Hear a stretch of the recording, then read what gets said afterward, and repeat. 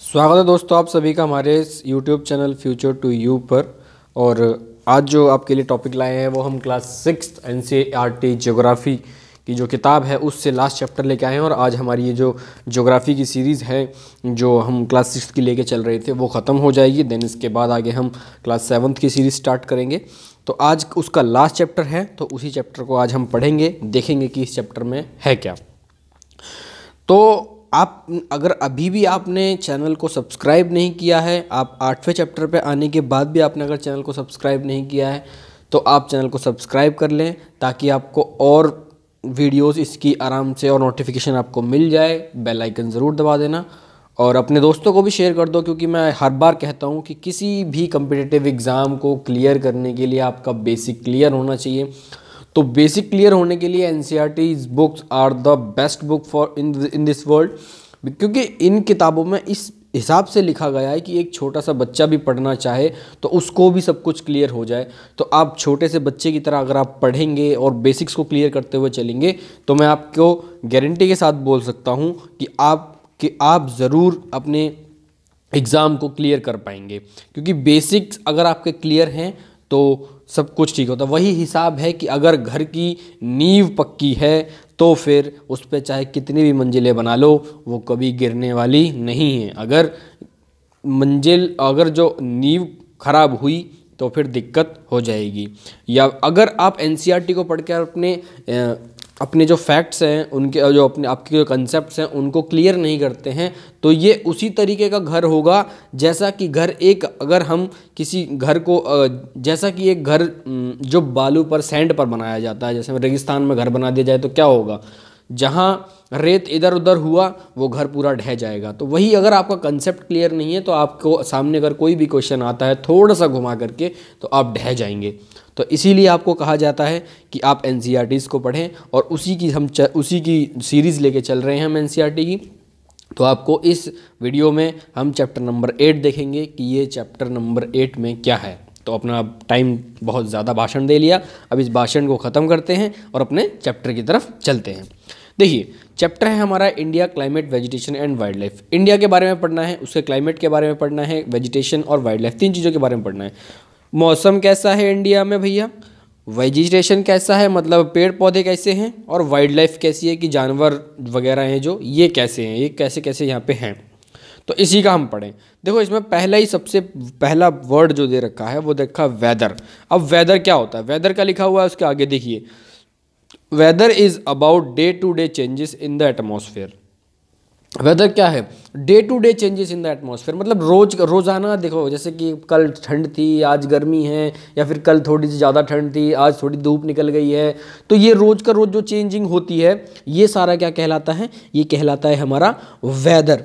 तो वेदर में क्या क्या चीज़ें होती है, वेदर किस किस चीज़ पे डिपेंड करता है, वेदर डिपेंड करता है टेम्परेचर पे, रेनफॉल पे, सनशाइन पे एटसेट्रा। ऐसी चीज़ें अगर देखो सनशाइन पे, रेनफॉल पे, टेम्परेचर ज़्यादा हो गया तो गर्मी, टेम्परेचर कम हो गया तो ठंड, टेम्परेचर नॉर्मल है तो आपको पता है स्प्रिंग सीजन होता है।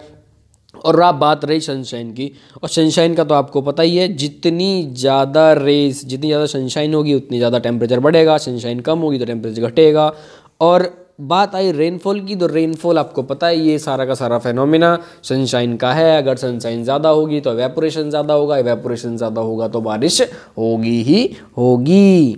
देन उसके बाद है हमारा फॉर एग्जाम्पल की बात कर लेते हैं, जबकि एज सच इट में बी हॉट और कोल्ड। ऐसा हो सकता है कभी ठंडा हो तो कभी गर्म हो, सनी हो, क्लाउडी हो, ये मैंने जो आपको अभी बताया वही सब कुछ इसमें लिखा हुआ है। देन अब हम बात करते हैं broadly the major seasons recognised in India. India में अगर हम देखें तो ब्रॉडली जो मेजर सीजन्स हैं हमारे, वो जो इंडिया में जो मेजर सीज़न हैं हमारे वो किस तरीके से ब्रॉडली रिकॉग्नाइज्ड कर रखे हैं, वो कर रखे हैं 4 तरीके से कर रखे हैं। एक है हमारा क्या, कोल्ड वेदर सीज़न, एक हॉट वेदर सीज़न, एक साउथ मॉनसून सीज़न, और एक दे रखा है हमको क्या, एक दे रखा है हमारा सीज़न ऑफ रिट्रीटिंग मॉनसून। अब हम बात करें इन्हीं की कि देखिए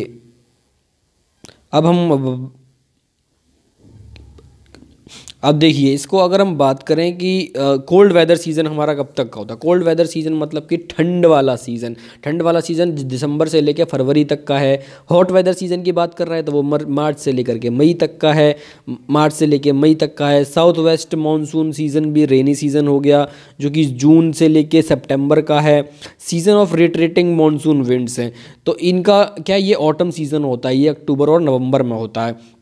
देन हम बात करते हैं कि कोल्ड वेदर सीजन देखिए होता क्या है। During the winter season the sun rays do not fall directly on the region as a result of temperature quite low in the northern hemisphere। देखिए हाँ, हम ज्योग्राफी की जब भी पढ़ाई करते हैं तो हम ज़्यादातर मेनली अक्सर हम सिर्फ और सिर्फ नॉर्दर्न हेमिस्फेयर की बात करते हैं क्योंकि इंडिया क्या कहें मतलब इस वर्ल्ड में हमारे जो दुनिया में ज़्यादातर कॉन्टिनेंट जो हैं वो नॉर्दर्न हेमिस्फेयर में हैं। इसी कारण क्या होता है कि हम ज़्यादातर नॉर्दर्न हेमिस्फेयर के मुताबिक पढ़ते हैं और हमारा इंडिया तो पूरा का पूरा ही नॉर्दर्न हेमिस्फेयर में पड़ता है।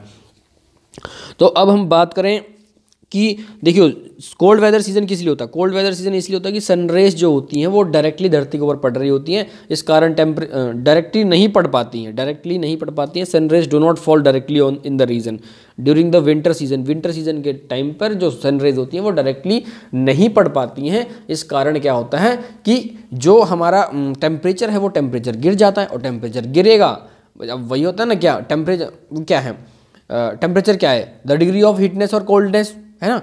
तो जब टेम्परेचर गिर रहा है मतलब टेम्परेचर कम हो रहा है तो क्या होती है, ठंड होती है। टेम्परेचर बढ़ता है तो गर्मी हो जाती है।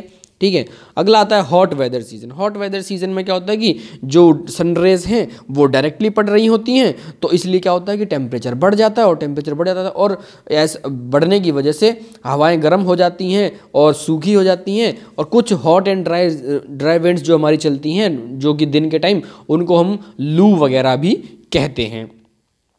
देन उसके बाद अगर हम बात करें साउथ वेस्ट मानसून की और या फिर रेनी सीजन कहें हम उसको, तो this season is marked by the onset and advance of monsoon. ठीक है, this season is marked by the onset and advance of monsoon seasons.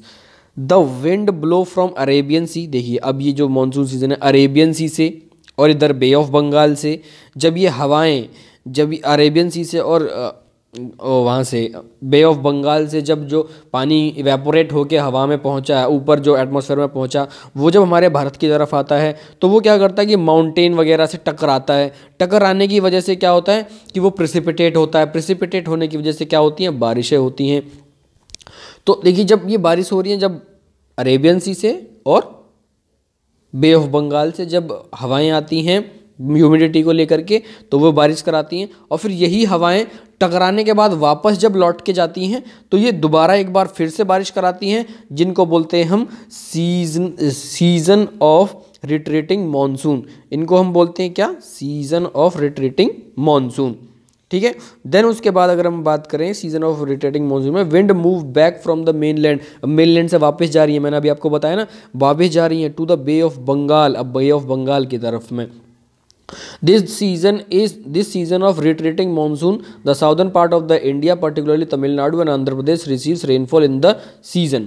ठीक है, अब ये जो सीज़न होता है हमारा, जब ये जो वापस जाने वाला सीज़न होता है इसमें क्या होता है मेनली जो हमारा होता है कि देखो ये तमिलनाडु में आंध्र प्रदेश वाला जो रीजन है हमारा, यही इसका फ़ायदा उठा पाता है ज़्यादातर देखा जाए तो।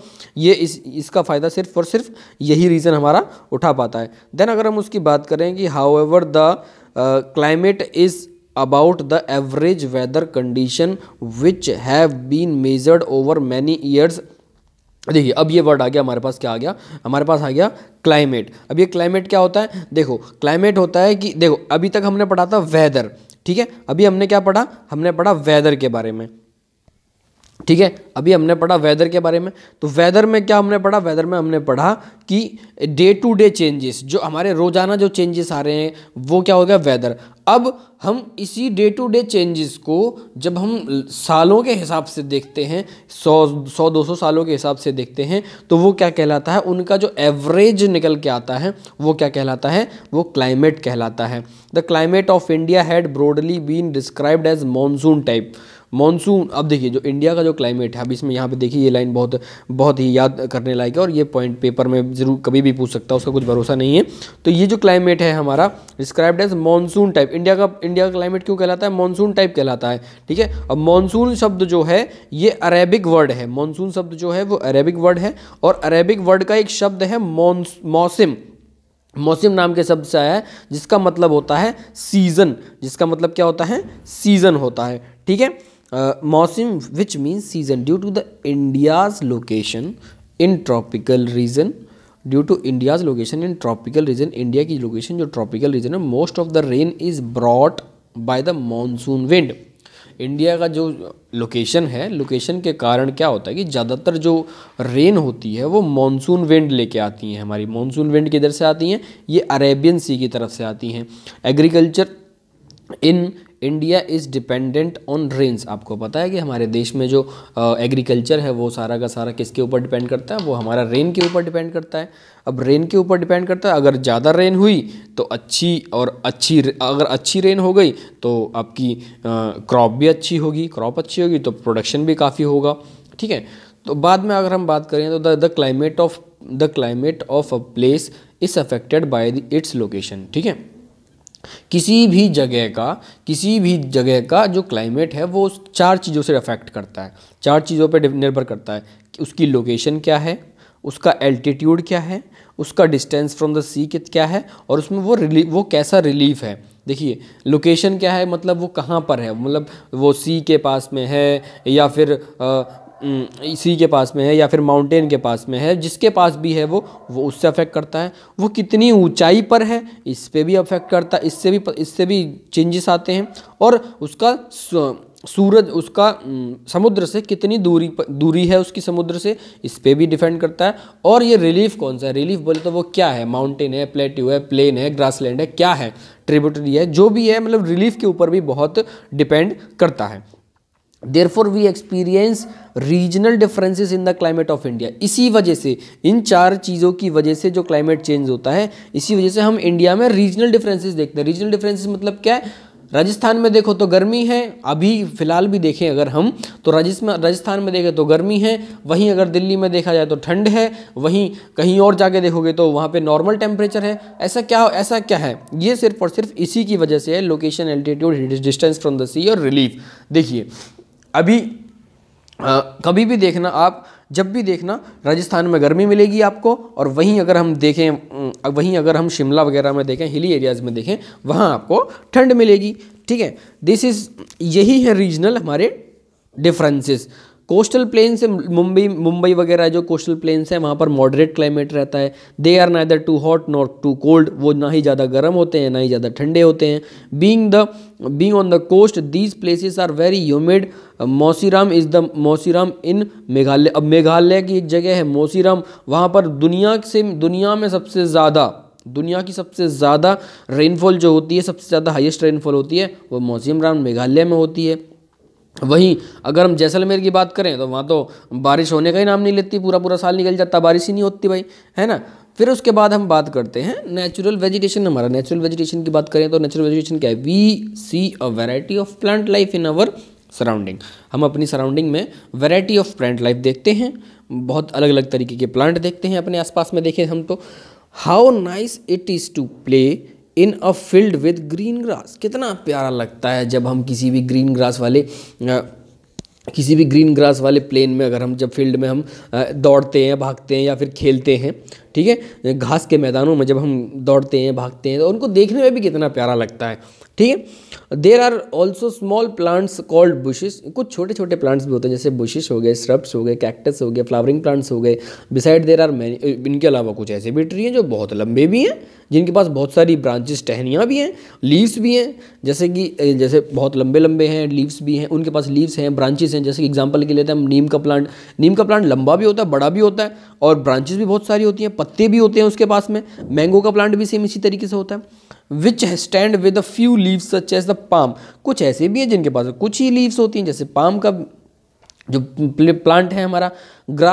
The grasses, shrubs and trees which grow on their own without interference on और the help of human beings are called natural vegetation. अब देखिए नेचुरल वेजिटेशन क्या होता है हमारा, देखिए ये जो हमारे ग्रास हो गए, श्रब्स हो गए, ये जो सारी चीज़ें हैं हमारी, ये सारी की सारी क्या हैं, ये हैं हमारी नेचुरल वेजिटेशन। ठीक है, ये क्या है, हमारी नेचुरल वेजिटेशन है। जो जब ग्रास, श्रब, ट्रीज, ये सारी चीज़ें जब अपने आप बिना किसी इंसान के कुछ किए, मतलब इंटरफेरेंस, इंसान का बिना इंटरफेरेंस के जब ये सारी चीज़ें उग जाती हैं तो वे सारी की सारी चीज़ें क्या कहलाती हैं, वे कहलाती हैं natural vegetation. Do you wonder how these differ from each another. आपने कभी सोचा है कि ये अलग अलग जगह पर अलग अलग तरीके की क्यों होती हैं। Different types of natural vegetations are dependent on the different climatic conditions among which the amount of rainfall is very important। देखिए अलग अलग जगह पर अलग अलग तरीके की आपको नेचुरल वेजिटेशंस मिलती हैं और इन सब का होना, ये जो अलग अलग होना, सिर्फ और सिर्फ इसका मेन इम्पोर्टेंट कारण जो है वो है हमारा रेनफॉल। ये उसी तरीके से है कि अगर एक बच्चे को जिस तरह का आप न्यूट्रिशन देते हैं उसी तरीके से बच्चे की बॉडी का डेवलपमेंट होता है। वही है हमारे प्लांट में जैसा पानी मिलेगा, जैसा न्यूट्रिशन मिलेगा उनको, जैसा क्लाइमेट मिलेगा, उसी हिसाब से वे बनेंगे। सेम इसी तरीके से बच्चा होता है, उसको अगर तुम गाली गलौच वाला क्लाइमेट दे दिया तो वो गाली गलौच करेगा, अगर उसको अच्छा क्लाइमेट मिल गया तो वो अच्छा क्लाइमेट करेगा, अगर पढ़ने वाले बच्चों में बैठने लग गया तो पढ़ने वाला बन जाएगा वो बच्चा। बोलते हैं कि संगत का हिसाब है, तो जैसी संगत में वो रहेगा वैसा वो बच्चा बन जाता है। सेम इसी तरीके से यहाँ इस क्लाइमेट को मान लो इन पेड़ों की संगत, अब जिस क्लाइमेट में ये प्लांट होगा उसी के हिसाब से ये बन जाएगा और इवॉल्व करेगा। Due to varied climate conditions in India has a wide range of natural vegetation. India में अलग अलग तरीके का क्लाइमेट है तो अलग अलग तरीके के पेड़ पौधे भी होंगे, ये तो ऑब्वियस सी बात है। Why are forest necessary. अब ये फॉरेस्ट नेसेसरी क्यों है? Forest are very useful for us, they perform various functions, plant release oxygen, we breathe and absorb carbon dioxide. अब देखिए फॉरेस्ट तो हमें बहुत ज़रूरी है, एक तो हमें बहुत सी चीज़ें हमें वो देते हैं, ऊपर से हमें वो क्या देते हैं, ऑक्सीजन देते हैं। ऑक्सीजन की ज़रूरत हमको है, कार्बन डाइऑक्साइड जो हम निकालते हैं वो उनको ज़रूरत पड़ती है, तो वे ले लेते हैं कार्बन डाइऑक्साइड, हमें दे देते हैं oxygen. The roots of the plant binds the soil, thus they control soil erosion। अब जो रूट्स हैं, देखिए प्लांट की जो रूट्स हैं वो अंदर बहुत दूर दूर तक होती हैं ज़मीन के अंदर, तो वो क्या करती हैं, जो मिट्टी है मिट्टी को जकड़ के रखती हैं। मिट्टी को जकड़ के रखेंगी तो क्या होगा, जब कभी भी बारिश हो या फिर बाढ़ आए तो क्या होगा, सॉइल इरोजन नहीं होगा, हमारी सॉइल ये पानी के साथ बह नहीं जाएगी, तो वो पकड़ के रखते हैं मिट्टी को। ठीक है, फॉरेस्ट हमें बहुत सी चीज़ें भी पकड़ा देते हैं, जैसे बहुत सी चीज़ें भी हमको मिलती है फॉरेस्ट से, जैसे टिम्बर हो गया फर्नीचर के लिए, फ्यूल वुड हो गया हमारा, फॉडर हो गया, मेडिसिनल प्लांट्स हो गए, herbs, lac, honey, gum etcetera, ऐसी चीज़ें हमको मिलती हैं। Forests are natural habitat of wildlife. देखिए वाइल्ड लाइफ, जंगली जानवर जो हैं कहाँ पर रहते हैं, हमारे पास तो रह नहीं सकते, वो रहेंगे कहाँ, फॉरेस्ट में रहेंगे, तो उनका नेचुरल हैबिटेट भी हो गया वाइल्ड लाइफ का नेचुरल हैबिटेट क्या है, फॉरेस्ट।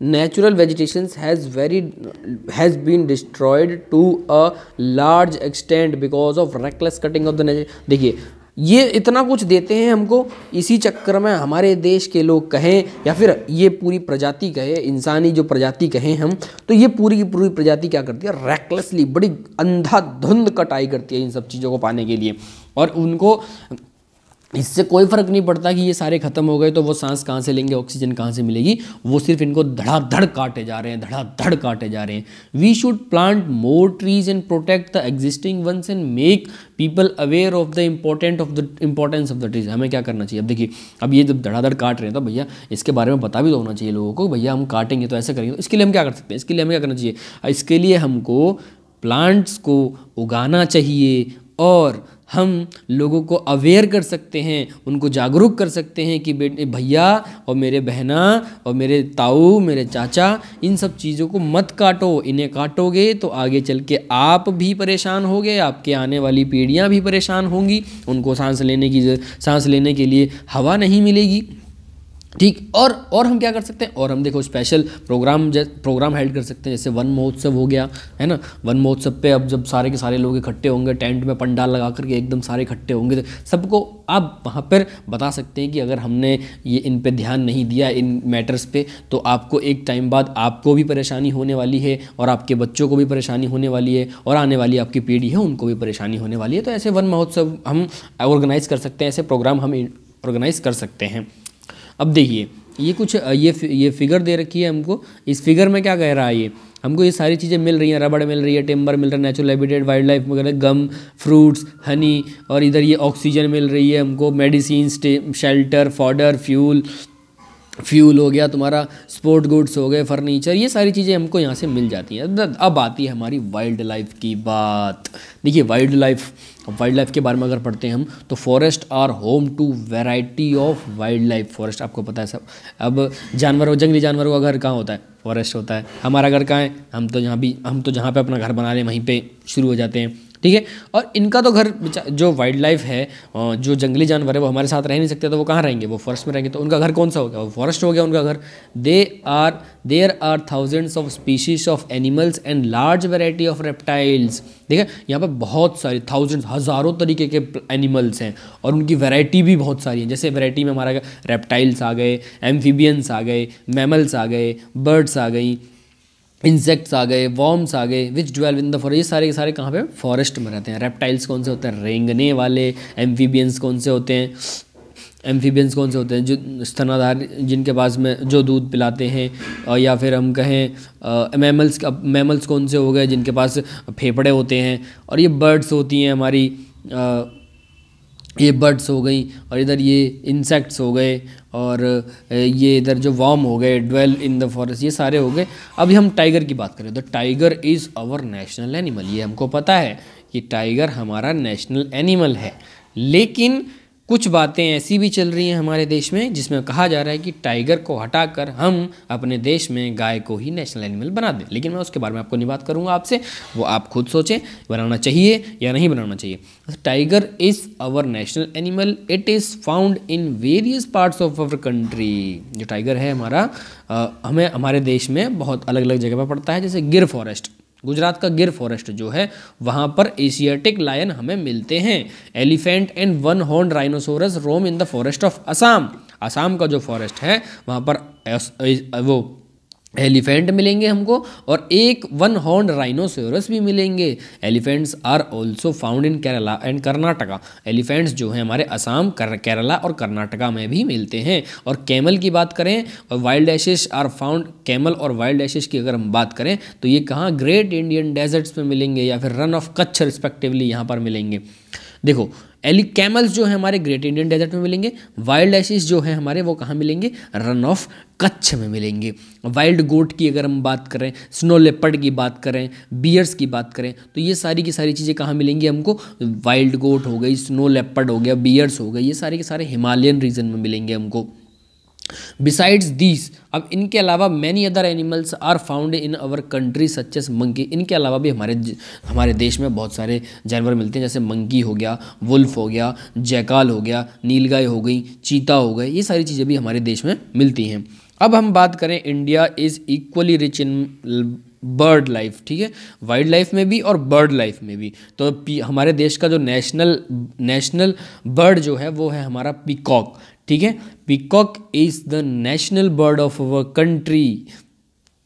अब अदर कॉमन बर्ड्स आर, इनके अलावा कुछ कॉमन बर्ड्स भी हैं, जैसे पैरट हो गया, पीजन हो गया, म्याना हो गई, गीज हो गई, बुलबुल हो गई, डक हो गई।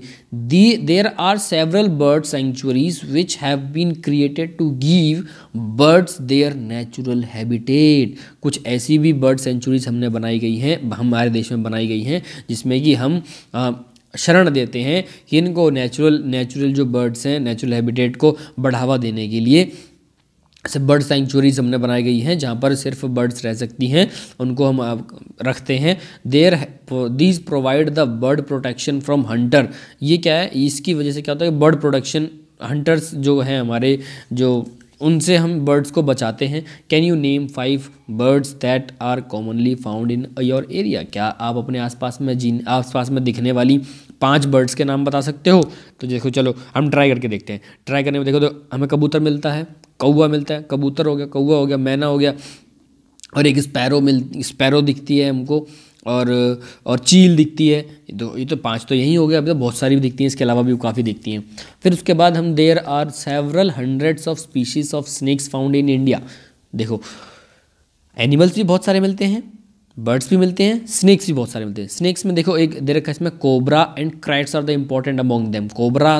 कोबरा और क्रैट्स भी ये हमें मिलते हैं। Due to the cutting of forest and hunting several species of the wild life of India are declining rapidly. अब देखो हम पेड़ पौधे काट रहे हैं, जंगलों को काट रहे हैं। अब जंगलों को काट रहे हैं तो इसका मतलब क्या है? किसी का घर उजाड़ रहे हैं। घर किसका उजड़ रहा है? वाइल्ड लाइफ का उजड़ रहा है। तो जब ये उजड़ रहा है तो फिर कुछ ना कुछ तो स्पीशीज़ जो हैं, कुछ प्रजातियाँ हैं, वो अपने आप खत्म होना शुरू कर देंगी। Many species have already been extinct, कुछ तो खत्म ही हो गई हैं अभी तक, ठीक है। In order to protect them, many national parks, sanctuaries and biosphere reserves are being set up. अब इनको बचाने के लिए बहुत सारे नेशनल पार्क बना रहे हैं हम, सेंचुरीज बना रहे हैं, बायोस्फीयर रिजर्व्स बना रहे हैं, ठीक है। अब गवर्नमेंट क्या कर रही है? The government has also started the project tiger, ठीक है। गवर्नमेंट ने एक प्रोजेक्ट टाइगर नाम से एक प्रोजेक्ट स्टार्ट किया जिसका नाम है project tiger and project elephant, ठीक है। ये जो एलिफेंट और टाइगर का जो प्रोजेक्ट है, ये क्या है? सिर्फ और सिर्फ एलिफेंट और टाइगर्स को बचाने के लिए है। क्यों? क्योंकि इनको लोग मार करके इनकी खाल को रखना, और ये जो हमारे एलिफेंट है उनको मारकर उनके दांतों को रखना, ये ताकि वो कोई मेडिसिन वगैरह बना ले इनको, मतलब ये बेचते हैं, इनकी तस्करी होती है। Can you name some of the wild life sanctuaries of India and locate them on the map? क्या आप कुछ वाइल्ड लाइफ, ये तुम्हारा होमवर्क है, आप करोगे इस होमवर्क को, मैं नहीं करता। उसके बाद अगला है हमारा, you can also contribute in conserving wild life. आप खुद कंट्रीब्यूट कर सकते हो वाइल्ड लाइफ को बचाने में। कैसे? You can refuse to buy things made from the parts of the bodies of animals such as the bones, horns, furs, skins and feather. आप कैसे कंट्रीब्यूट कर सकते हो? आप मना कर दो, आप ऐसी चीज़ें मत खरीदो जो कि जानवरों की खाल से, स्किन से, उनके बालों से या उनकी हड्डियों से बनती हो, या उनके सींगों से बनती हो, या फिर उनके पंखों से बनती हो। तो आप उनको ख़रीदना बंद कर दें और आपको उनको रिफ्यूज़ कर दें। तो हो सकता है कि आगे चल के जब कोई ख़रीदेगा नहीं उसको, तो फिर वो उनको मारना भी बंद कर दें। जब वो बिचती है तभी वो मरती है। वही हिसाब है कि मुर्गा खाया जाता है तभी वो काटा जाता है, ठीक है। Every year we observe wild life week in the first week of October. अक्टूबर को जो पहला वीक होता है, हर साल हम एक वाइल्ड लाइफ वीक ऑब्जर्व करते हैं to create awareness of conserving the habitats of animal kingdom. Animal kingdom को और इनकी हैबिटेट को बचाने के लिए हम करते हैं, ताकि अवेयरनेस लोगों में फैल सके। देन ये आज का टॉपिक हमारा इसी के साथ में ख़त्म हुआ।